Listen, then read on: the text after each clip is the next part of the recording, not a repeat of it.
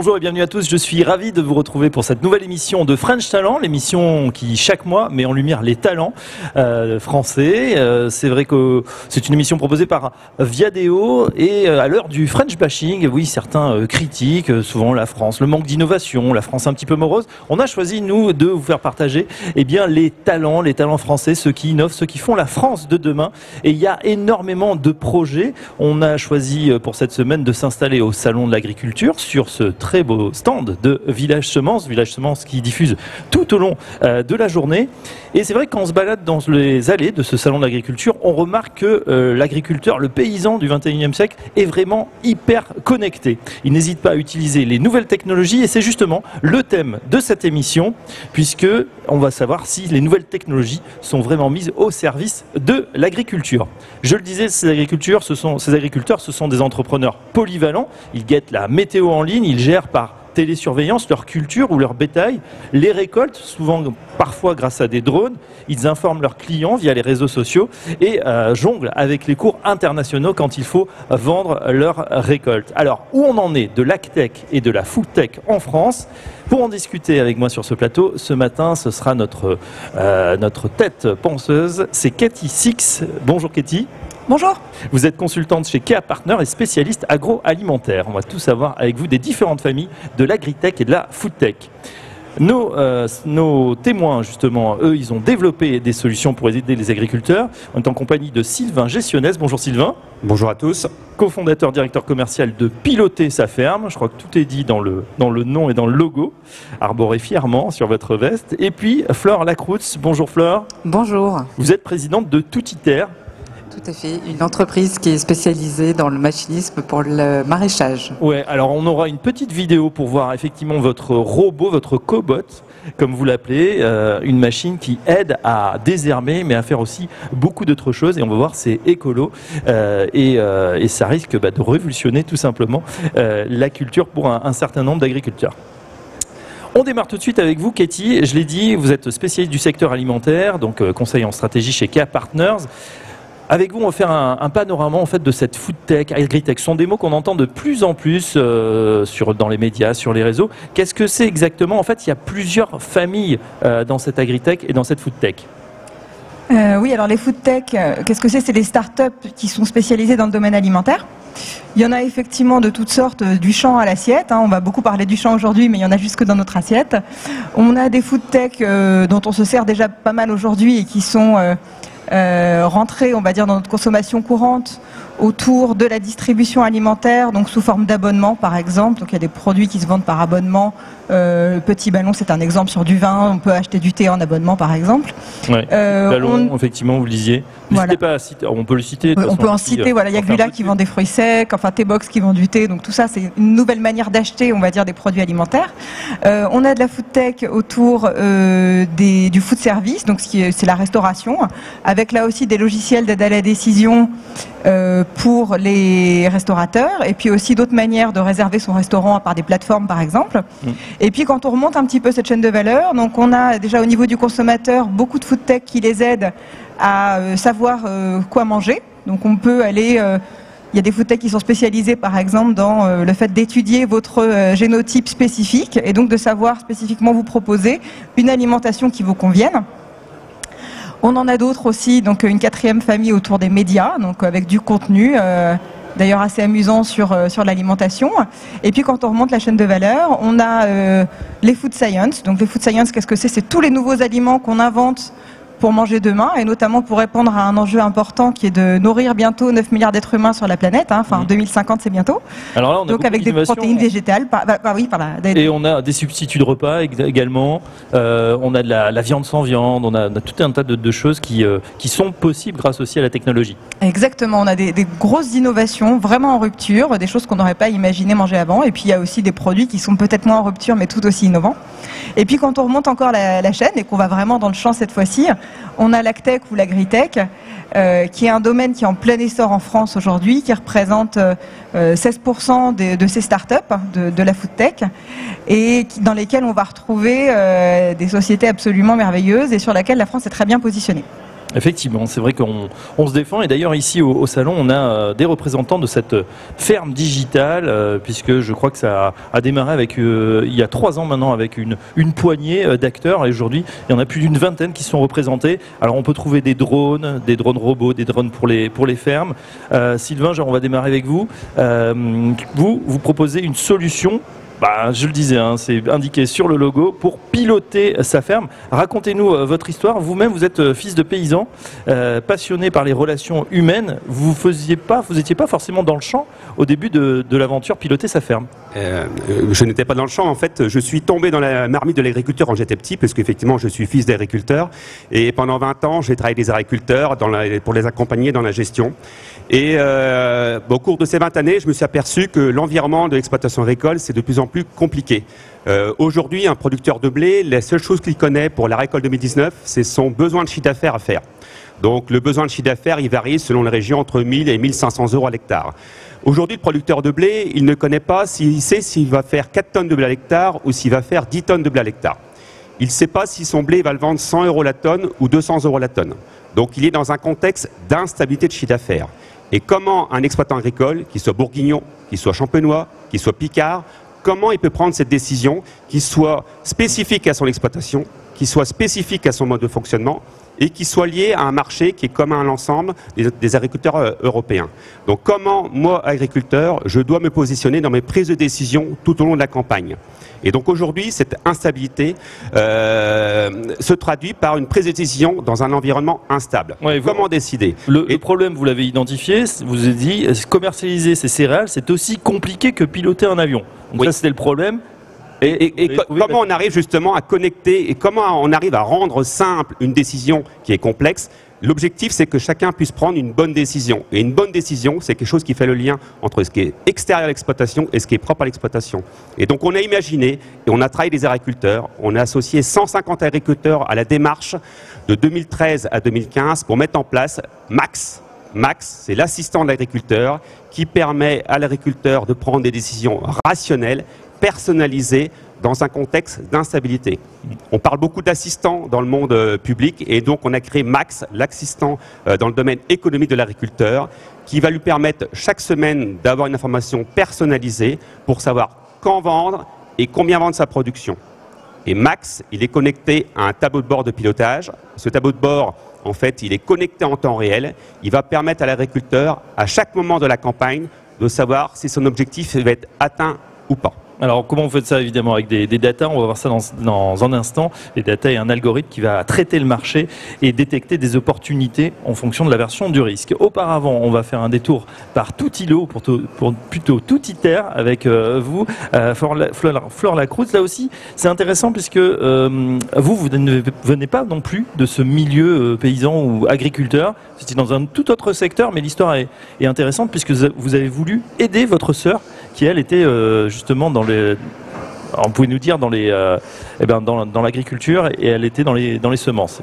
Tout à fait. En fait, moi j'ai un parcours de designer industriel et donc c'est un parcours qui est intéressant par rapport aux idées qu'on peut apporter dans un milieu qui est en pleine mutation. Le milieu de l'agriculture, comme le disait Kitty, est extrêmement en pleine effervescence. Et l'histoire de Toutiter, c'est en effet le fait d'aider une sœur qui est maraîchère et qui était maraîchère dans l'agriculture biologique, dans une petite exploitation. Et le but, c'était de pouvoir lui apporter des solutions pour rendre son travail moins pénible et plus productif. Et du coup, ça nous a amené à réfléchir à un cobo qui s'appelle Toutilo. Voilà, on va peut-être voir les images effectivement de votre robot. En tout cas, on explique ce que c'est. Donc, c'est une plateforme polyvalente pour le maraîchage. Et c'est vrai que c'est intéressant puisque vous avez utilisé finalement des notions d'ergonomie. Vous allez dire comment on peut rendre finalement ce travail qui est assez harassant d'être penché sur ces cultures. Puis il faut le faire manuellement. Comment on peut rendre plus facile? Alors en fait, justement, le but du cobo, c'est de pouvoir travailler manuellement, mais également mécaniquement, et d'apporter aussi de la robotique à travers le guidage de la machine. Et toute l'approche qu'on a, c'est une approche d'interface homme-machine. Donc de simplifier un travail en effet fastidieux, comme le désherbage, comme la récolte de haricots qu'on voit là, et de pouvoir apporter un maximum de solutions confortables pour rendre ce travail plus performant, de gagner du temps, et donc de pouvoir répondre à des tâches très variées que peut être le maraîchage maraîchage. Et le Kobo, c'est donc une solution qui est connectée, qui permet à la fois au maraîcher de se concentrer complètement sur la tâche qu'il est en train de faire et à la fois de récolter des données dans la façon dont il se déplace à travers l'exploitation. Donc c'est un engin qui est extrêmement simple à utiliser pour l'exploitant comme pour les salariés et qui aide énormément tous les jours. Alors ça a l'air effectivement très confortable puisqu'on voit les gens en train de s'allonger dans la machine comme sur une table de massage. On a presque envie de l'essayer. C'est le travail rendu facile finalement. À travers ce Kobo, on change de paradigme où le désherbage qui était un vrai sacerdoce devient en effet un moment de bien-être. Et c'est aussi un enjeu important dans l'agriculture d'apporter des solutions qui sont plus viables d'un point de vue social pour rendre ce métier abordable à tous. Alors c'est confortable, mais pas que, puisqu'on augmente aussi la productivité en étant allongé comme ça, en voyant le robot qui se déplace tout seul. De combien est augmentée la productivité? Alors aujourd'hui, on augmente la productivité de plus de 30% sur l'ensemble des tâches à réaliser dans le maraîchage. C'est les retours des utilisateurs qui nous ont donné ces chiffres-là. Et en fait, le but de ce Kobo, c'est de pouvoir synchroniser plusieurs tâches à la fois. Donc le but, c'est de pouvoir faire du désherbage en même temps qu'on fait de la plantation. C'est comme ça qu'on gagne du temps, où on transporte des charges lourdes en même temps qu'on fait de la plantation. Donc le mix de plusieurs tâches à la fois, de mécaniser du travail du sol en même temps qu'on fait un geste spécifique à la main, on gagne du temps de cette manière. Et voilà, et c'est une solution que vous présentez également à l'autre grand salon qui se tient en ce moment au CIMA, également à Paris, salon B2B. Katie, je me retourne vers vous. On a vu donc deux beaux exemples justement de cette agritech en pleine ébullition. Quelques chiffres justement, qu'est-ce que ça représente en France? Vous disiez qu'on était en pointe sur toute cette technologie agricole. Qu'est-ce que ça représente exactement à l'échelle du monde? Alors déjà l'agritech, donc qui fait partie de la foodtech, c'est 16% des investissements. Donc les investissements sur la foodtech en 2018, c'était 227 millions d'euros qui avaient été investis, donc une grosse partie de ces investissements-là. 24% de ces investissements et 16% des startups. Déjà, il y a plusieurs formes d'agritech. Là, on entend parler de deux types de formes. Il y a une forme qui est la manière dont on cultive les sols, donc avec ce magnifique exemple de Toutiterre. On a aussi d'autres exemples avec des drones, des robots par exemple. On a des logiciels de gestion qui aident à la décision nos agriculteurs. Et puis on a aussi une dernière forme qui est très émergente, qui est les nourritures d'élevage, et notamment les protéines pour élever les animaux, et notamment toute la pisciculture. On voit bien qu'on a besoin, pour encore une fois nourrir encore plus d'êtres humains demain, de développer de nouvelles formes. Et là-dessus, on a notamment deux startups françaises qui ressortent complètement du lot, qui s'appellent Insect et Innovafeed, et qui font des levées de fonds très, très impressionnantes, très substantielles, dans laquelle il y a même des fonds étrangers qui sont intéressés. Et tout ça nous permet aujourd'hui en France d'avoir des investissements dans nos startups qui représentent 2,6% des investissements mondiaux. Alors ça pourrait paraître faible quand on connaît le poids de la France dans l'agriculture et dans l'agroalimentaire, mais c'est vraiment en hausse puisqu'il y a 3 ans c'était 0,6%. Ouais. Donc on voit bien qu'on a une effervescence et je pense que ça va être encore plus fort cette année, notamment grâce à ces deux startups dans le domaine de l'agritech qui nous positionnent très bien. Oui, et c'est vrai qu'on le voit, le dynamisme, je le disais, ne se dément pas quand on se promène dans les allées de ce salon, et j'imagine qu'au CIMA, c'est encore plus intéressant. Alors, vous le disiez, Sylvain, tout à l'heure, on revient sur votre solution piloter sa ferme. L'agriculture a besoin de données, beaucoup de données, savoir comment vendre, quand, combien exactement. Votre outil Max le permet de le faire. Là aussi, moi j'ai une question très concrète, c'est à qui ça s'adresse? Est-ce que ça va être les producteurs de grandes cultures ou est-ce que ça peut être des agriculteurs, on va dire, plus modestes qui ont déjà quelques hectares ou quelques dizaines d'hectares? Aujourd'hui, nos clients, effectivement, ce sont les producteurs de grandes cultures. Et parmi nos abonnés, on a des producteurs qui produisent 40 ou 50 hectares de grandes cultures. La moyenne de nos abonnés, c'est entre 180 et 200 hectares. Et on a des abonnés qui ont plusieurs centaines d'hectares, effectivement, à gérer sur leur exploitation, quoi. Ce qui est important, vous venez de dire, effectivement, chaque agriculteur produit de la donnée. Et la donnée, quand elle est mise sur la table, donc elle n'est pas forcément utile. Et la vertu du numérique, la puissance des algorithmes, ça permet de mettre en relation la donnée que l'agriculteur produit pour rendre cette donnée intelligente et qu'elle lui permette d'aider à sa prise de décision, quoi. Et c'est le sens des assistants qu'on a pu mettre en place, c'est connecter cette donnée-là pour la rendre intelligente. Flore Lacroute de Twitter, je vois acquiescer, ça veut dire que cette donnée, vous en servez aussi, le robot ne fait pas que finalement analyser pour la production en cours, il prend des données pour la suivante, la production suivante? Oui, en effet, la planification des tâches est un enjeu important. On sait que les agriculteurs sont en général dérangés par les imprévus météo, les santé des plantes ou tout autre imprévu, et c'est très dur de tenir un planning. Et donc le but avec ce Kobo, c'est justement donc d'aider à aller plus vite dans les tâches à faire, mais aussi de récolter les temps de travail de façon à pouvoir évoluer d'une saison à l'autre et d'avoir des leviers de décision pour l'agriculteur pour pouvoir mieux s'organiser à chaque culture. Alors j'imagine que ce robot, déjà, une fois qu'on a ce produit, on peut l'exploiter évidemment en France, mais partout dans le monde. Partout dans le monde, vous allez aider, que ce soit Sylvain ou que ce soit vous-même, aider des agriculteurs, je veux dire de toutes les nationalités, puisque des cultures, il y en a partout dans le monde. Est-ce que vous êtes déjà sollicité? Est-ce que vous commencez à vendre à l'étranger? Est-ce qu'il y a un intérêt justement lors de des grands salons par les pays étrangers? Oui, on a en effet beaucoup de sollicitations déjà en Europe, mais aussi sur le continent nord-américain, où on retrouve exactement les mêmes problématiques, en effet. Et puis il y a des tendances aussi, Kitty parlait de l'agriculture biologique sur le food dans les besoins consommateurs, mais en fait la production est aussi en pleine réflexion à un niveau mondial, et donc on a des demandes à une échelle internationale aujourd'hui. Même question, Sylvain? Oui, tout à fait. Donc nous, on a déjà plusieurs abonnés à l'extérieur du territoire français, et depuis dimanche dernier, donc on a beaucoup de personnes qui viennent nous voir, qui viennent nous rencontrer et qui souhaitent promouvoir la solution Piloter sa ferme au sein de leur pays. Parce que la problématique, qu'elle soit française, qu'elle soit européenne, qu'elle soit internationale, c'est la même chose, c'est comment exploiter une donnée extérieure à l'exploitation et la compiler avec mon exploitation pour m'aider à décider. Alors il y a l'utilisation des données, mais il y a aussi une tendance de fond, c'est l'avenir de l'alimentation, Katie. Le mieux manger, l'environnement, faire attention à cet environnement. Et puis des tendances fortes, des tendances bio, vegan, anti-gaspi. Qu'est-ce que cela implique pour les producteurs et les industriels en termes de stratégie?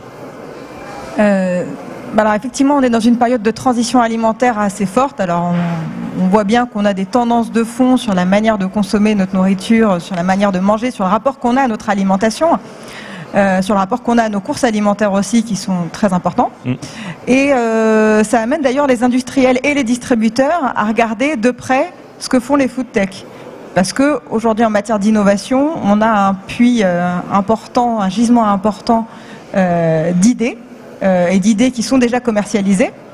Et donc ça veut dire que pour un industriel de l'agroalimentaire, c'est intéressant de regarder ce que va proposer une food tech qui est capable de proposer des substituts végétaux, qui est capable de proposer des substituts au repas. Et puis côté distributeur, c'est aussi intéressant de regarder les nouvelles formes d'achat alimentaire. Donc ça donne lieu d'ailleurs à un certain nombre de rapprochements. Kitoc, qui propose des kits de repas rachetés par Carrefour, Petit Ballon, on en parlait tout à l'heure, rachetés par vente privée, Food Chéri qui propose des repas frais déjà préparés dans des cuisines professionnelles livrés à domicile rachetés par Sodexo. Donc tout ça, c'est une transition qui fait qu'aujourd'hui on n'est plus du tout sur la petite start-up isolée, mais on a vraiment une contribution à la construction d'un nouveau modèle alimentaire. Avec des acteurs effectivement de plus en plus puissants et qui investissent en dizaines de millions d'euros. Et puis on les voit tapisser effectivement les bus dans les grandes capitales. Je pense à Deliveroo, Frischti, on voit aussi ces livreurs. C'est vrai que ça révolutionne notre façon de s'alimenter. Les prochaines étapes pour vous, les startups, Flore, donc vous le disiez, ça commence, il y a de la traction comme on dit à l'international. Est-ce qu'il y a d'autres demandes pour faire d'autres robots du coup, fort de ce premier savoir-faire ? À vrai dire, on nous demande toujours plus d'outillage autour du métier du maraîchage, et en effet, il y a toute l'organisation pour aller à l'international, et l'industrialisation, c'est des étapes importantes. Donc pour nous, c'est le focus à l'international. Bon, focus à l'international, ce sera le grand projet 2019-2020. Tout à fait. Et pour vous, Sylvain, est-ce qu'on aura un logiciel 2, enfin numéro 2 ou version 2 ? Vous y travaillez déjà ? On est déjà à la 3e version, Max, c'est la 3e version des outils Piloter sa ferme, donc on les complète, et donc effectivement au cours des prochains mois, donc on va compléter notre tableau de bord connecté avec plus d'informations en temps réel pour aider les agriculteurs à l'accompagner tout au long de sa campagne de production et l'accompagner dans sa campagne de réflexion sur des décisions de termes de pilotage d'entreprise, de décisions de gestion d'entreprise. Une question justement sur les prix. Alors, rentre pas dans les détails, mais juste pour savoir effectivement combien ça coûte et quel est l'investissement justement pour piloter sa ferme tout d'abord. Est-ce que c'est cher d'avoir Max dans sa poche ou dans ses outils? Max, il est accessible à partir de 80 € par mois. Donc si on prend une exploitation agricole moyenne d'environ 170 hectares, donc elle gère environ 200 000 € de flux financiers. Max peut gérer et appuyer l'agriculteur sur la gestion de ces 200 000 € de flux financiers. Donc 1 000 € par an à ramener à 200 000 € de chiffre d'affaires. Je vous laisse faire le calcul. On est à 0,5% d'investissement pour piloter un chiffre d'affaires de 200 000. Et en sachant que ce chiffre d'affaires de 200 000 là, il a une fluctuation de 10 à 30% sur les années. Donc max, à partir de 2 mois, il est rentabilisé pour un agriculteur. Voilà, le compte est bon. On fait un peu de mathématiques dès le matin ici sur le stand de Village Semences. Flore, pour vous, l'investissement pour l'agriculteur et aussi ce qu'il peut gagner par rapport à ces méthodes traditionnelles. Oui, tout à fait. Il y a un gain évidemment avec le Kobo en termes, comme on l'a dit, d'ergonomie, de confort de travail qui se calcule pas vraiment, mais qui apporte quand même du temps gagné. Et puis sur la productivité, on parlait de 30% de temps de gagné. Donc on est sur des offres qui sont aux environs de 20 000 € pour un matériel de cette configuration. Ce qui fait par rapport aux gains gagnés avec cet engin, un retour sur investissement environ qui se fait sur 3 ans à peine. Donc un investissement qui se rentabilise très très vite aussi. Ouais, je ne sais pas si on l'a dit ou ça s'est bien vu sur la vidéo, on est en tout électrique aussi. C'est tout électrique en effet, avec une autonomie de plus de 20 heures de travail non-stop, donc avec le couple nécessaire pour travailler le sol, et donc c'est des performances techniques qui apportent énormément, et du coup le fait que la plateforme soit polyvalente, on l'utilise tous les jours, tout le long de l'année, donc c'est en ça où elle se rentabilise très vite. Bon, votre première cliente, votre sœur, elle est contente de votre Oui, bien solution sûr, elle peut plus s'en passer. Elle peut plus s'en passer. On termine avec vous, Katie, justement sur l'avenir de toute cette agritech, foodtech. Vous m'avez dit c'est en pleine ébullition, des sommes de plus en plus importantes sont mises sur ces startups agricoles, et puis pas seulement en France, également à l'étranger. Comment ça va continuer selon vous? Qu'est-ce qu'on va voir apparaître? Est-ce qu'il y a déjà des tendances sur l'agritech ou la foodtech version 2019-2020? Alors, je pense que ce qui est vraiment en train de ressortir, c'est l'agritech. Quand on voit que l'année dernière, l'ensemble des startups françaises a levé 227 millions d'euros et que là, une startup qui s'appelle Insect a levé 110 millions d'euros en début d'année, une seule sur les 627 qu'on a, ou un peu plus, 630 qu'on a, on voit que ça va continuer à augmenter. Et ce qui devrait se passer, c'est un phénomène qu'on observe déjà, c'est qu'on a moins de création de startups, mais par contre, les startups qu'on a lancées depuis 3, 4, 5, 6 ans sont en train de grossir. Il y a des modèles qui deviennent vraiment pérennes. Bon, voilà, en tout cas, on va souhaiter un bon courage à vous deux, Sylvain Gestionnès, de piloter sa ferme avec la version 4, 5, 6 de Max, qui est là pour aider à piloter et à optimiser finalement les flux financiers dans la ferme. Bravo et bon courage aussi à vous, Flore Lacroute, à la tête de tout ITER, à retrouver évidemment vos projets. Alors je crois que vous êtes au CIMA pour Flore, vous êtes ici piloté chez la ferme, vous êtes sur les deux salons, vous, Sylvain. Salon, effectivement. Donc le salon pro et le salon... Il nous reste juste une minute. Tiens, juste chacun, qu'est-ce qui vous a étonné, surpris, intéressé sur cette édition? Alors CIMA 2019 ou pour vous, Sylvain, Salon de l'agriculture? En fait, c'est en effet, comme le disait Katie, énormément d'innovation. C'est un milieu en pleine révolution et on est content de participer à ce mouvement de façon globale, et donc il y a énormément de choses à voir. C'est super. Et pour vous, Sylvain? Effectivement, donc beaucoup s'intéressent à l'agriculture et je prends souvent cette image. En France, on a l'arme nucléaire, mais on a aussi une superbe image, c'est l'alimentation. Et l'alimentation, c'est le défi de demain. Et effectivement, il y a 9 milliards à nourrir d'êtres humains, et donc il est important que l'agriculture française accompagne ce mouvement-là, qu'elle soit résiliente dans ce contexte économique-là et qu'elle permette à chaque agriculteur d'être bien dans ses baskets et à chaque consommateur de pouvoir trouver ce qui l'intéresse. Et donc par rapport aux startups, effectivement, on voit beaucoup de startups arriver. J'en profite de votre émission pour mettre en avant un logo qu'on a lancé hier au CIMA. C'est-à-dire qu'il y a beaucoup de startups et donc les entrepreneurs que nous sommes, effectivement, on est pour certains issus du monde agricole et on a lancé le logo par et pour les agriculteurs. Donc là, ce sont les startups où l'un des fondateurs est agriculteur et qui a lancé un projet entrepreneurial pour mettre en place et relever ce défi. Et c'est pour ça que ça marche, un produit pour et par les agriculteurs. Merci Sylvain Gessonès, piloter sa ferme, Flore Lacroute, donc Toutiter, le SCOBO s'appelle Toutilo. Merci également à Katie Six qui était la voix de cette agritech, conseiller en stratégie chez KA Partners, spécialiste du secteur alimentaire. Je vous souhaite une bonne journée à tous. On se retrouve vendredi pour une prochaine émission spéciale talent, French Talent. On va s'intéresser à la biodiversité et à l'économie circulaire. Très bonne journée à tous et à très bientôt.